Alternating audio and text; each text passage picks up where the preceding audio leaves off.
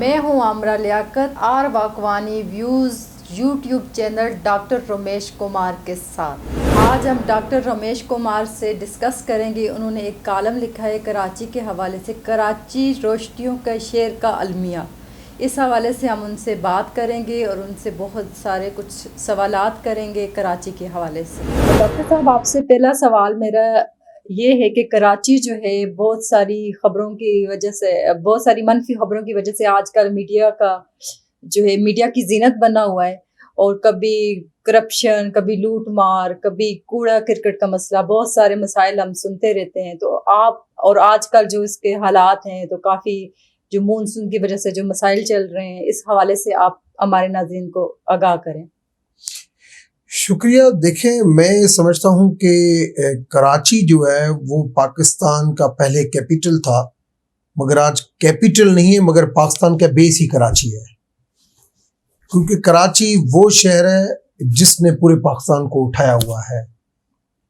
और जब पार्टीशन हो रहा था तब भी बॉम्बे जब सिंध के साथ था तब भी टारगेट ये रखा कि किसी भी हालत में कराची जो है वो यहाँ पे आ जाए।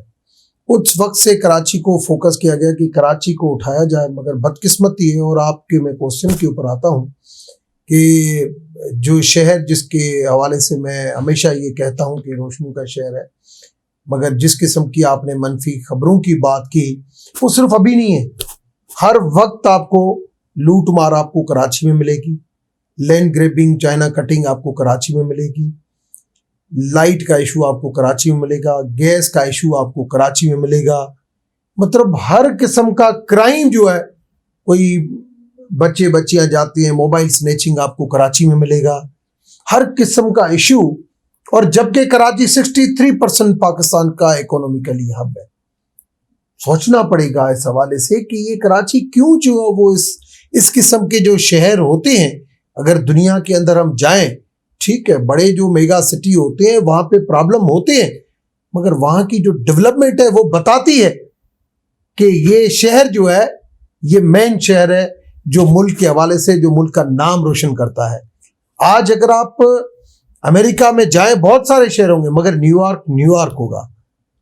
अगर आप कनाडा में जाएंगे, टोरंटो होगा। जापान में जाएंगे, आपको टोक्यो होगा। मतलब ये जो चीज है, ऐसी हमारी कराची होनी चाहिए।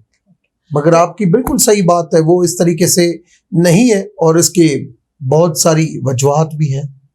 अच्छा डॉक्टर साहब, आपने कराची के हवाले से एक बहुत ही खूबसूरत कॉलम आपने लिखा। उसमें आपने लिखा है कि कराची जो है रोशनियों का शहर है। तो आजकल तो वहां पे अंधेरा ही अंधेरा है। तो इस हवाले से हमारे नाज़रीन को बताएं। आपने मेरी कॉलम से ये पॉइंट ली। देखिए, 1910 के अंदर जब ये इंडिया पूरा यूनाइटेड था, अमेरिका के अंदर बिजली नहीं थी, मगर राय हरचंद जो एक हिंदू मेयर था उस वक्त यूनाइटेड कराची का, उसने उस वक्त वहां पे मास्टर प्लान लेके आया था और उसने वहां पे पावर प्लान लगाया था। उस वक्त की बात है।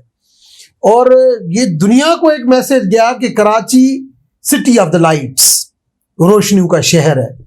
उस वक्त जब इतने वसाइल नहीं थे, अंग्रेजों की डोमिनेंसी थी, मगर राय हरचंद की विल थी, उसने वो करके दिखाया। उस वक्त जब ये ड्रेनेज का मसला हुआ, ये लियारी के हवाले से, उस वक्त इसने मास्टर प्लान के हवाले से उसने अपने ड्रेनेज को बाकायदे खाके में दिया कि इस तरीके से ये जर के जमीन की तरफ जाना चाहिए, इस तरफ से ये जाना चाहिए। कहाँ चली गई वो चीज है। उसके बाद जमशेद मेहता एक पारसी मेयर था। आपको पता है कराची जो पाकिस्तान का जो हिस्सा बना, उसके अंदर मेन रोल कायदे-ए-आज़म का जो फेथफुल जो पार्ट था, वो कायदे-ए-आज़म का जो हाथ था, वो इसके ऊपर था, जमशेद मेहता के ऊपर, पारसी था। और जमशेद मेहता को मेयर बनाया गया और बॉम्बे को सिंध से अलग किया गया और कराची को पाकिस्तान में शामिल किया गया। उस वक्त जब मुहाजिरीन सारे आ रहे थे यहाँ पे पाकिस्तान के अंदर, जब पाकिस्तान के अंदर सारे मुहाजिरीन आ रहे थे, उन सारे लोगों को अकोमोडेट करना, सारी फिजिबिलिटी देखना, कहाँ पे किस लोगों को बिठाना है, वो जमशेद मेहता का काम था। ये मोटा पैलेस, और उसने ही कायदे-ए-आज़म को कहा था कि आप आके मेरे पास घर पे रहें। तब भी ये सोच कि हाँ यार कायद-ए-आज़म जो है वो पारसी के घर में रहेगा।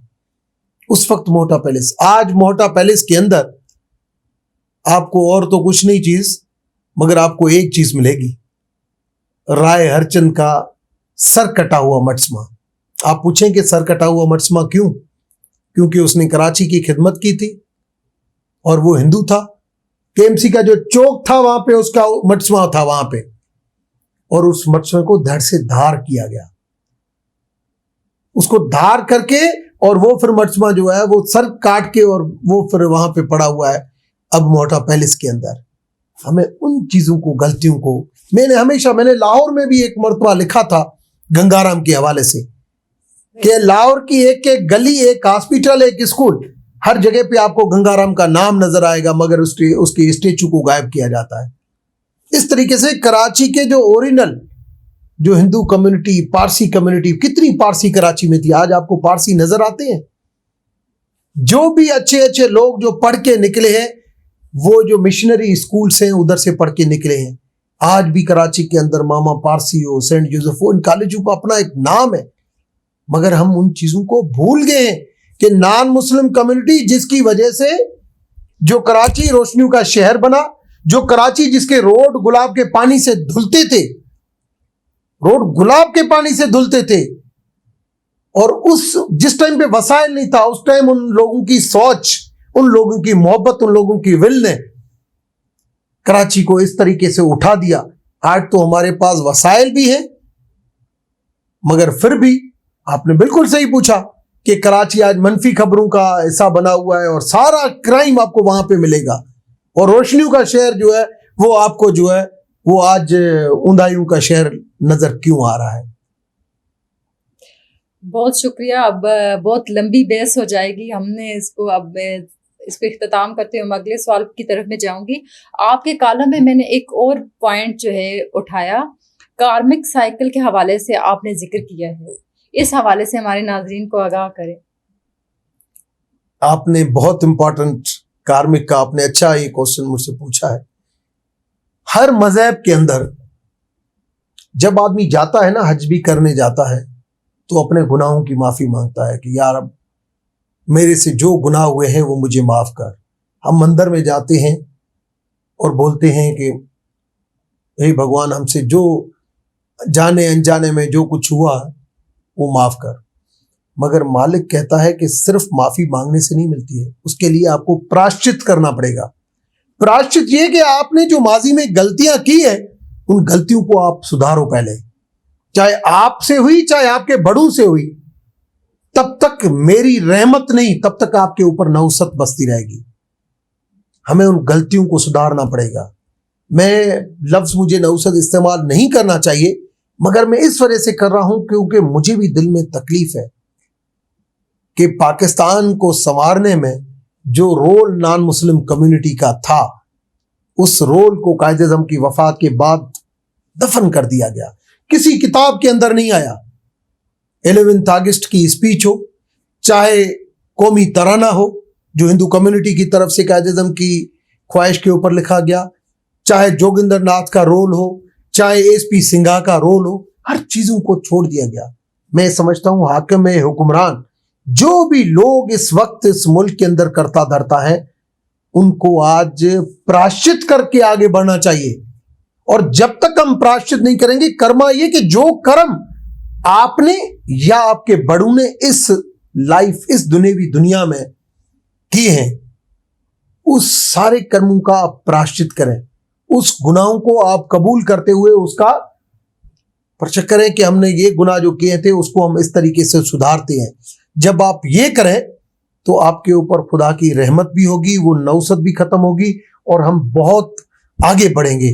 तो ये कर्मा जो है वो हर मजहब के अंदर, चाहे आप पाक कुरान शरीफ पढ़ें, चाहे आप बाइबल पढ़ें, चाहे आप मतलब गुनाहों की जो है वो माफी, मगर माफी का अजाला जो है ये है कि आप उन गलतियों को पहले आप रिवर्ट करें।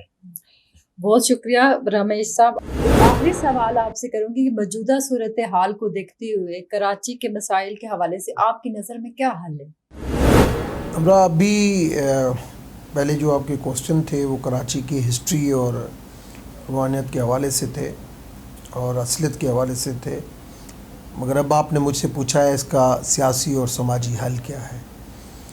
देखिए, सियासी हल ये है कि पॉइंट स्कोरिंग नहीं होनी चाहिए। और मैं अगर आपको माजी में बताऊं, मैं 2002 में गवर्नमेंट का हिस्सा था। जी जी, जनरल परवेज़ मुशर्रफ की विल थी सही। कि मुझे कराची को बेहतर करना है, मुझे थरपारकर को बेहतर करना है। हर हफ्ते उसकी जो बात होती थी चीफ मिनिस्टर के साथ हो, जो भी हो, उनकी टीम यही कहती थी कि कराची की प्लानिंग मुझे बताएं, थरपारकर की प्लानिंग मुझे बताएं। और उस वक्त थरपारकर के अंदर पता नहीं क्या रोडों की जाल बिछ गई। और उस वक्त कराची के अंदर देखें कि किस किस्म का ड्रेनेज, ब्रिजेस सारे बन गए। जो मुस्तफ़ा कमाल हमेशा क्रेडिट लेता है, उसने काम किया, मगर पीछे परवेज़ मुशर्रफ था।